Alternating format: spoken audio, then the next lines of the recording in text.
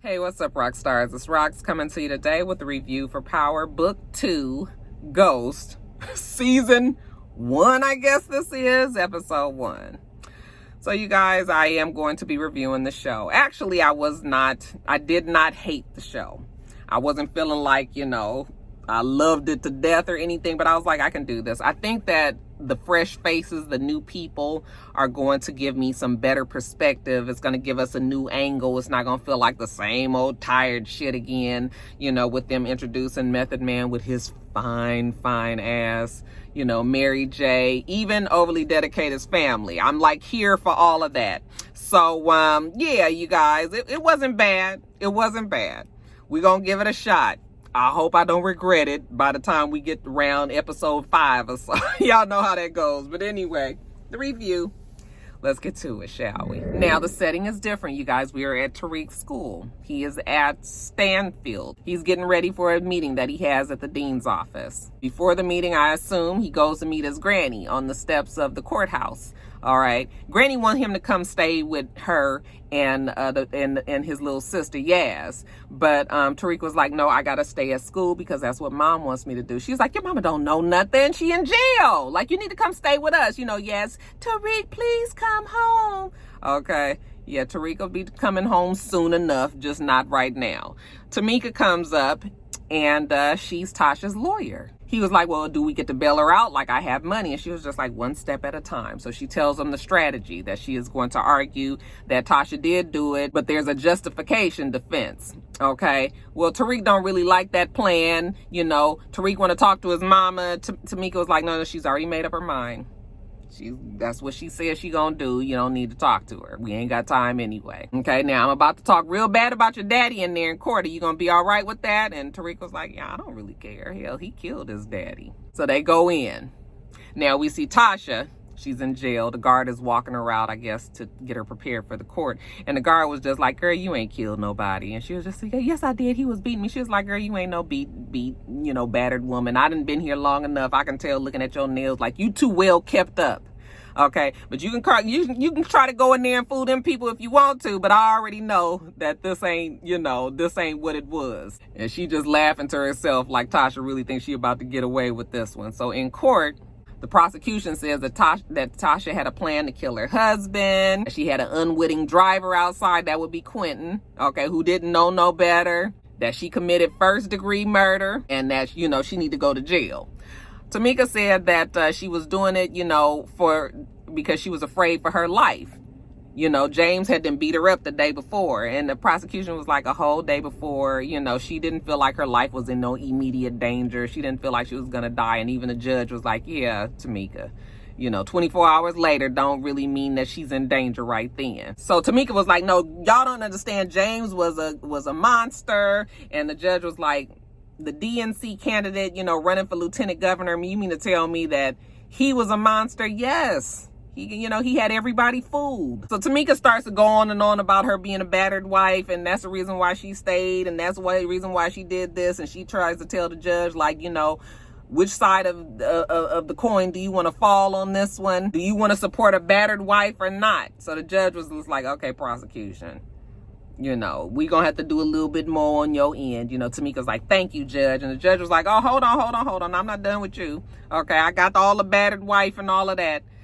James is a monster and whatnots, but still, she killed somebody, so I can't let her go. Okay, she's on hold, no bail. So it didn't quite work out well for Tasha. Yaz was like, is mommy coming home? Nope, not quite yet. So Tamika goes in the back with Tasha, has a meeting. Okay, she done got the prosecution to agree to a deal. She'll get 4 years probation. She has to say it was criminally negligent homicide. And you lucked out on this one, girl. Somebody on the DNC, they want your husband's secrets to remain secret. All you got to do is allocute tomorrow.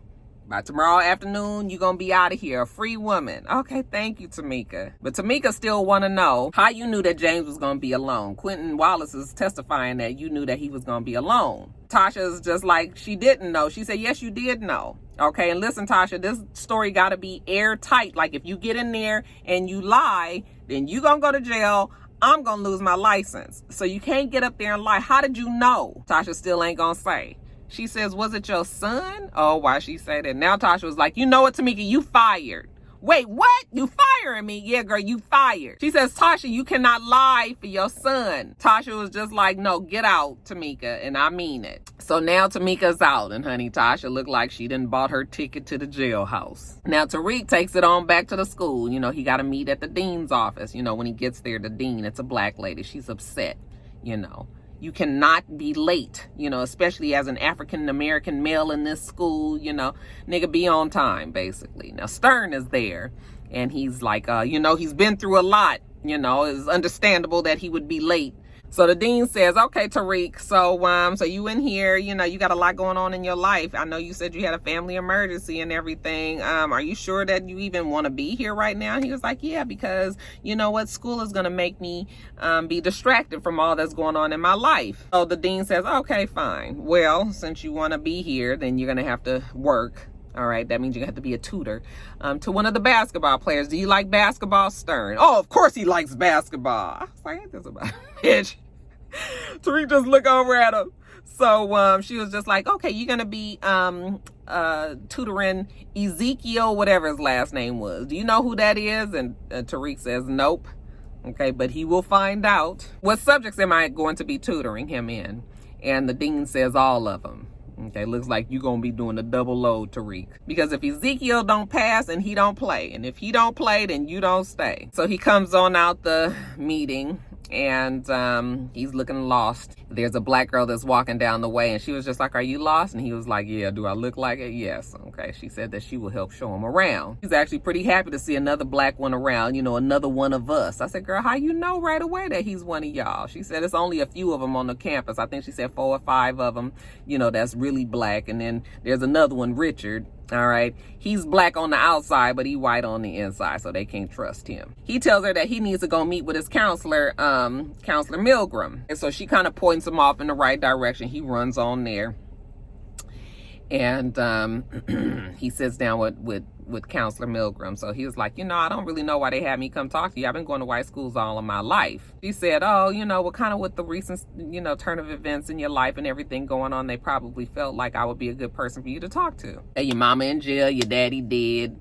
Okay, you are a statistic. So you can talk to me. And he says, well, I heard that you teach canonical studies. And she said, yeah, I do. And he says, well, I want to be in the class. And she was like, well, the class is very rigorous and it's very expedited. And, you know, a lot of kids get in there and it's a hard time for them. You know, you are able to graduate in 3 years, but still, you know, why are you trying to rush through class? Why are you trying to rush through school? You just got here.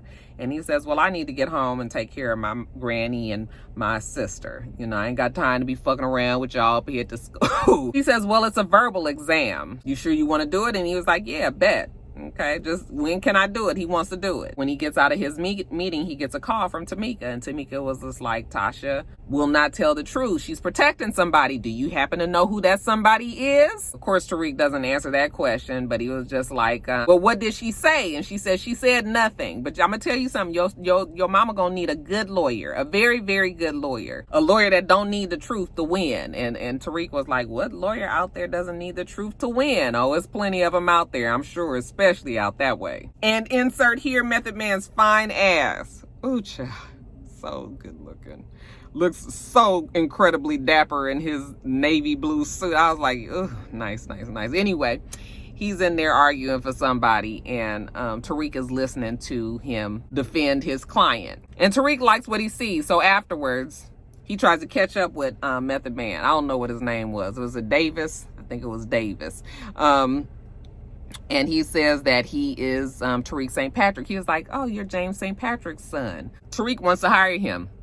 You ain't got enough money, son. Yes, he does.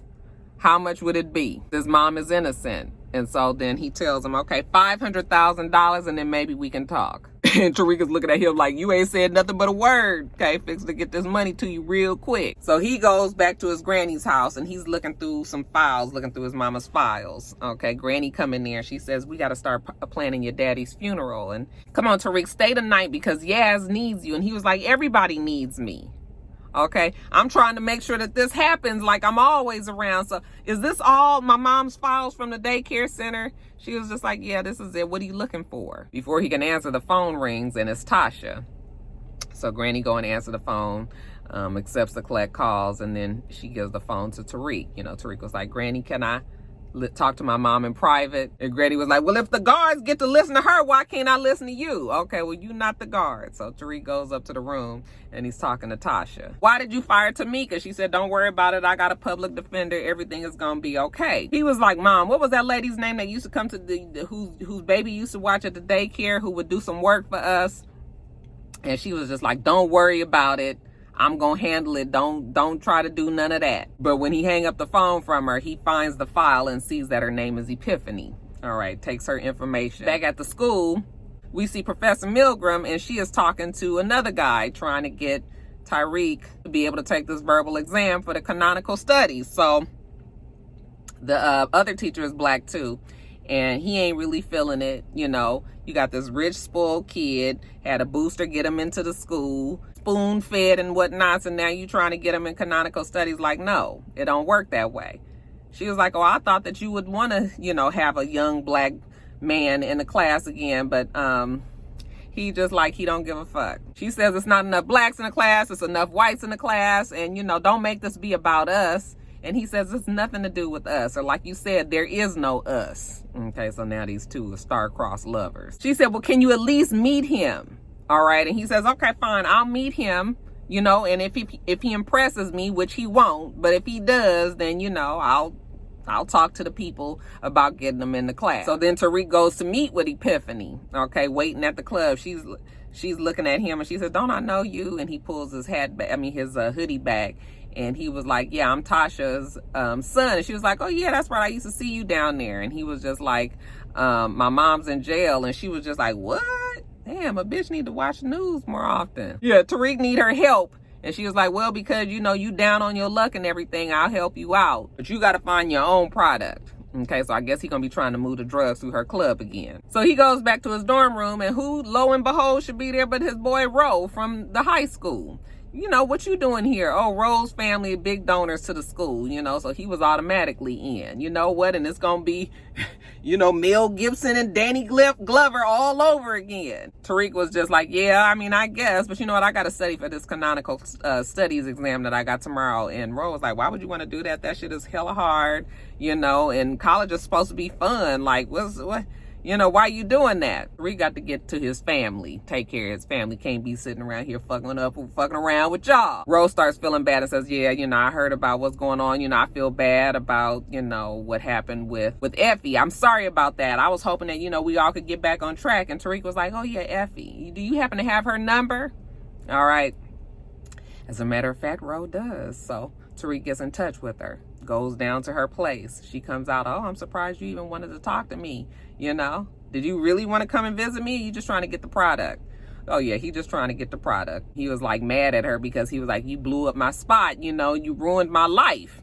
And she was just like, I'm sorry, but you didn't even really need it like that. You was my competition, and I had to knock it out. It was just business. It was nothing personal. He was like, so you played me that whole time? And she was like, yeah, about everything, but I did like you. I really did like you. So he takes the product from her and he's walking away. And she was just like, oh, so you just not gonna pay me for the product?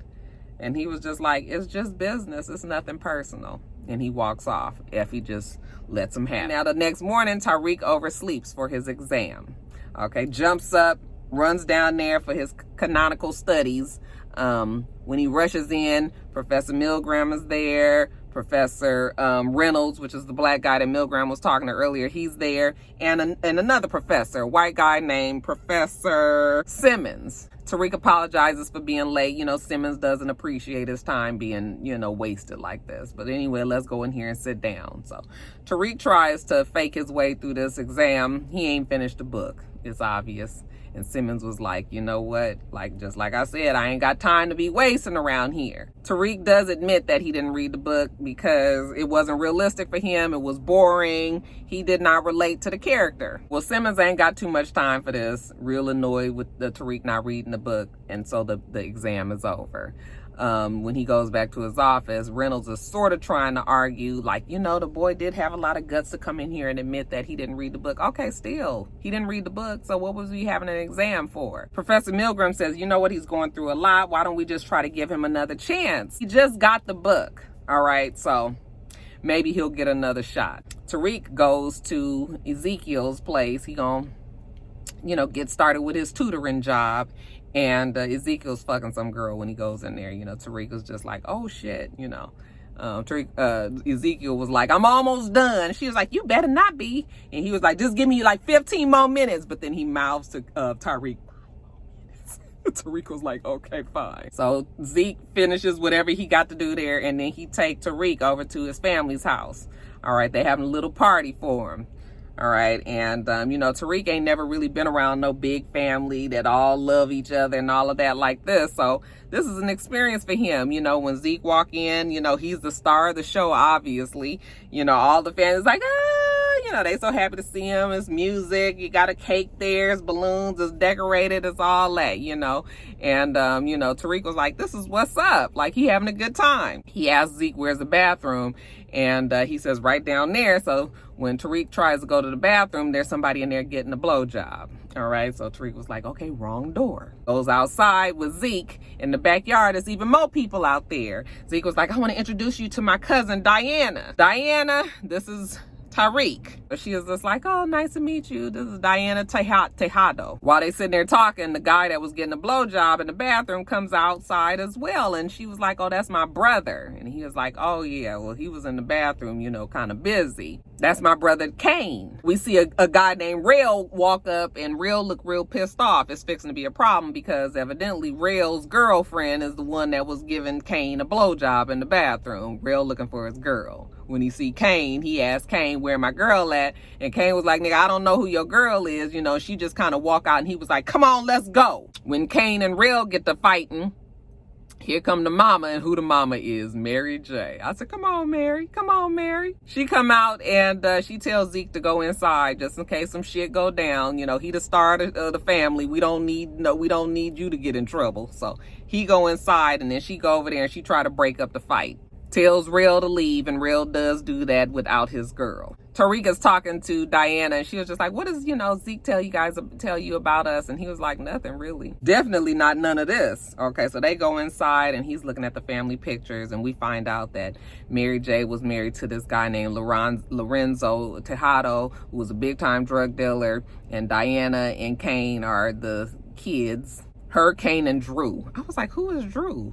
I guess there was another kid that I wasn't privy to. What did I miss yet there, y'all? Y'all remind me. While she in there telling them about her family, we hear outside that Real is back. You know, she was just like, oh shit, it's about to be some shit. Mary has to go out there and try to calm Real down. Like, you know what, Real, you need to go on and leave. Real is ready to make some shit happen around there. He mad. And then Kane come out with a big ass shotgun pointed at his head. Okay, if you don't leave, Kane gonna have to kill you. At the same time, the police pull up. They're like, is everything okay? And Mary J was like, yes, officer, everything is fine. You know, she kind of take him by the arm and walks back to the car with them, all calm. I said, she probably got that police in her pocket. Back at the jail, you know, Tasha's sitting with her public defender child. The public defender is overworked, stressed out, nervous, all of that. Clearly in over her head. Tasha asked her, can she get the same deal that Tamika got? And the prosecutor walks in and says, no, because we just found out that the shooter was between 5'11" and 6 feet tall. So there's no way that you could have did it unless you were standing on the ladder when you killed your husband. So obviously there was somebody else there that did it. So then the public defender was like, so why are we still here then? And she said, well, because Tasha was trying to frame Quentin. Obviously, that's a conspiracy charge. All right, aiding and abetting, all that. She gonna have to give us the name of the shooter. Tasha, you already lied once, don't lie to me again. So then Tasha throws out a name, Andre Coleman. I said, girl, Andre was just about 2 inches taller than you. You only 5 feet. Shit. So the prosecutor was like, okay, well, I'll check out this Andre Coleman name, but you better not be lying about it. I was thinking to myself, she should have said overly dedicated. But then Tariq didn't tell her that Overly Dedicated was down there at the club. Or did he? And speaking of Overly Dedicated, we see him in his office. And DNC, lawyer for DNC and First Chair are in there. You know, he was just like, what are you guys doing here?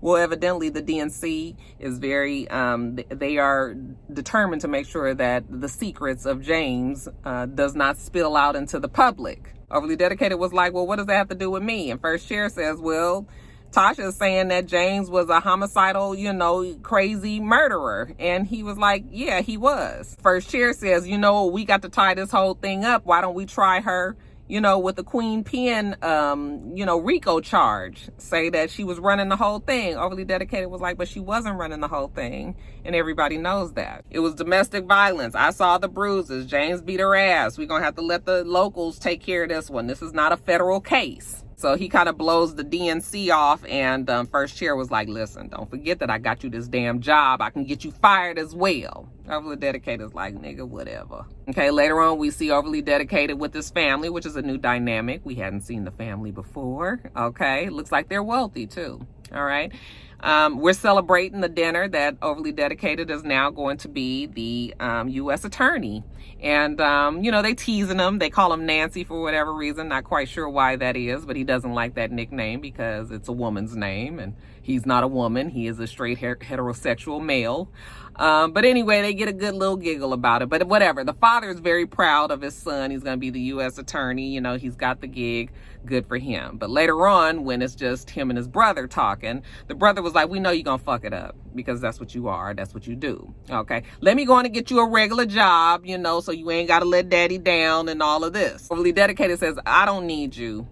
Okay. And his brother says, yeah, not yet. So now Overly Dedicated goes to talk to Tamika about the case. And Tamika was like, I cannot talk about you. It's still attorney-client privilege. He's like, but you don't work for Tasha no more. And she's like, still, it doesn't matter. It still stands. And so then Overly Dedicated was like, okay, let me just hit you with the hypothetical. Okay. What if, this is hypothetical, but he basically says, what if I was at Truth and Tariq saw me there with a gun and could place me at the murder of Ghost? Okay. And she was just like, what? Were you there? And he was just like, it's a hypothetical. And she was like, okay, well, if it is a hypothetical, then hypothetically you are fucked. All right. They putting the pressure on Tasha to name somebody. And Tasha could very easily name you. You didn't kill him, did you? He was like, no, I didn't. She was like, listen, this is not privileged. If I get subpoenaed, then I have to tell them what you said. And he was like, well, we didn't have the conversation. She was like, that's right. You got to get out of here. We ain't never had this conversation. You was never here. I don't want to hear shit else about whatever it is you talking about, hypothetical or not. And then, you guys, we see Tariq. He has the product from his girl. And now he's taking it to Epiphany. Gives her a burner phone and tells her to hit him up on that phone tomorrow. So Tariq got his plan in motion. The next day we see Tasha in jail. She feeling pretty low. Feeling mighty low. Okay, we also see Mary J and Kane. Seems that Kane has gone to kill. Was that real? I was looking and then I was like, wait a minute, is that Quentin? I was confused. I know this is very important to know. Somebody out there, please tell me. I thought that it was real, and now I'm thinking about it. I was like, was that Quentin? Did they kill the man? Anyway, Kane shoots him dead in the hallway or in the stairwell of the apartment building, looks like. Goes back out to the car, and Mary just looks at him like, okay, you took care of that. Let me wipe a little blood off your cheek. But then I'm starting to think like, damn, is it a coincidence that Tariq is with Zeke? The way that these two got put together, like, is something else going on sinister underneath everything? And speaking of Zeke, Zeke tells Tariq, yeah, that Moby Dick report is due, soon. So make sure that, it sounds like it came from me. Tariq says, I got you. All right. He gets a text message from his granny. You can call me if you need to talk. Thanks, Grandma. He texts Epiphany and tells her he needs his cut. And then he gets a text message from old girl from the school, the black girl that helped him, says, you want to meet for coffee? So he says, okay. So he meets her for coffee. Like, damn, I didn't even think that, we were going to talk. And she was like, I'm only here because Professor Milgram asked me to come down here. He was just like, oh, well, I finished the book, so you ain't even got to come down here and talk to me about it. But Tariq's whole thing was like, the book was boring. The character is ridiculous, can't relate to him. And she's trying to explain to him why his argument is wrong. And he tells her that killing someone is always a real decision. Okay, even carrying a gun is a real decision. Guy in the book just doesn't want to own up to it. And she was listening to him, give his argument. He can give this argument very well because he's talking about himself. She's like, I think you should tell them that. He tells her, well, they don't want to hear that. And she says, no, I think they want to hear the real you. But look, I got to go to the restroom real quick. So when she gets up to leave, then here go Overly Dedicated at the window. This nigga always popping up some damn where. Tariq goes out there and talks to him like, what the fuck is going on? And Overly Dedicated was like, what? Why did your mama not take the deal that, we worked really hard to get? And Tariq was like, oh, that was you? And he was like, how do you think that Tamika became her lawyer? Well, my mom said that it was Andre, and Overly Dedicated said, yeah, and that's a lie too. And Tariq was like, but wasn't it his gun? And he said, yeah, but we still had his clothes from that night and there was no GSR on it. So yeah, that's not who it was. Overly Dedicated said, you told me it was Dre too. And he was like, well, that's just what my mom told me. But Tariq was like, look, if we can't, get this whole thing fixed, then I'm going to tell him that I saw you at Truth that night. Overly Dedicated was like, slow your roll. Now, we ain't got to tell nobody that, okay? We just got to try to get this whole thing figured out so it can be done. Get your mom to tell the truth. So now Tariq is in between a rock and a hard space. He has got to get some good representation for his mother. So he goes on social media and he just tells everybody that Method Man, I think that's Mr. Davis, he is now taking the case. And, Tariq thanks him on social media. But of course, he ain't took the case. So he out having him a cup of coffee and he starts getting all these text messages, it's just being blown up. And he was like, in the meantime, Tariq goes in front of the panel for the canonical studies class one more time. And, this time argues his point so eloquently that they almost look like they in love with him. Professor Simmons is over there looking at him like, boy, now that's what I mean right there. Okay. Both Professor Reynolds and Professor Milgram are smiling at each other. Oh, I guess you're in the class now, Tariq. As far as the case, though, he tells Method Man to meet him in front of the chapel. So he meets him there and he tells him, you forced my hand, boy, telling everybody that I took the case. Okay, yep. But Tariq gives him some money. Don't look like it's $500,000 to me, but I guess it's a start. And Method Man says, okay, well, this will buy you a week until I find somebody else that can represent your mother properly. Tariq says, my mom lied to them about having an accomplice. So he's trying to get a deal for his mom so that she can be set free. And Meth says, oh, yeah. Very rarely when you tell the truth do that set you free. But, he gonna go and talk to Tasha. And Tariq says, well, tell her this. I'm not afraid anymore that she should tell the truth. And if she loves me, that she would tell the truth, okay? Because I know she's innocent. So he goes down to the jail to talk to Tasha. Gets her basically the same deal that that Tamika got her. She was like, that's the same exact deal. And he was like, yes, and you need to take it. But you got to tell the truth. She says it was Andre Coleman. He said it wasn't Andre because there was no GSR on Andre's clothes. Okay, so you're going to have to come up with somebody else. Listen, Tasha, I don't never tell nobody this, even my brother. But I'm going to have to tell you this today. You're going to have to tell the truth. I talked to Tariq and he told me to tell you this. Okay, that he knows that you're innocent and that you should tell the truth. That he's not afraid anymore and that you should get in there and you should say who shot your, who shot James St. Patrick. She said, is that what he said? And he said, that's exactly what he told me to tell you. And so now we make it back into court. And for telling, who the accomplice was, the prosecution is ready to give her a deal, 3 years probation. Okay? But tell us who the shooter was. So she gets up there and she says, you know what, Your Honor, I just didn't get up here and tell the truth the other day because I was afraid for my life. But she ends up saying that it was Tommy Egan. I said, ooh, Tasha. But he matches the height at least. Overly Dedicated is there as well, along with the DNC lawyer. And the DNC lawyer is like, see, I told you, this is a RICO. This is a RICO. We could have tried this as a RICO. Both the judge and the prosecution is kind of skeptical. Really, Tasha? But what can they do? Because Tasha's already said it. Method Man was just like, look, this is my client. They asked her for a name. She gave him the name. I don't understand why we don't let her go. Okay? Well, the deal is the deal, right? So the judge says, okay, we're going to have to let her go. The prosecution is like, okay, we're going to drop the whole entire case because Overly Dedicated goes up to her and gives her a piece of paper. So the judge is like, are you sure? Yep, let's drop the whole thing. Okay, well, Tasha, you a free woman, hits the gavel. And so then Overly Dedicated gets up and says, okay, Tasha, you are, arrested for murder. and throws out all these charges. RICO, Queen, Pen, you know, blopty, blopty, blue. All right. Now it's a federal case. Now it's a RICO case. All right. She's just like, what? I wasn't the head of that whole thing. You know that, you know, but overly dedicated. Hey, he's got to keep his good name, right? So they take her off. And, you know, Method Man was like, don't you worry about it, Tasha. We're going to fight this one. Now, all of a sudden, he been hired on. He confronts overly dedicated, like, what's up with all this grandstanding and shit that you doing? You guys trying to give her the needle? You know this is not no federal case. And overly dedicated says it is now. So Meth goes and talks to Tariq. Like, what have you got me into? Tariq says that he's just promised that he was going to make sure that he took care of his mom. But you know what? He didn't help Meth out too, because I done got you the case of your career, probably of the century. You know what? We're going to get my mama off. We're going to take down the U.S. Attorney's Office. You're going to be the biggest defense lawyer in New York City. Method Man likes that. He says, you owe me $450,000. That $50,000 was just the appetizer. Okay, but you about to get the whole meal now. I said, ooh, and we hungry. Come on, Method Man. Feed us, baby. I am not mad.